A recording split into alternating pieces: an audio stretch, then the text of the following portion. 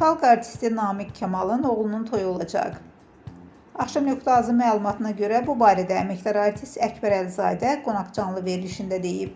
Aktyor bildirib ki, 77 yaşlı sənətçinin evladının toyu iyunun 1-də olacaq.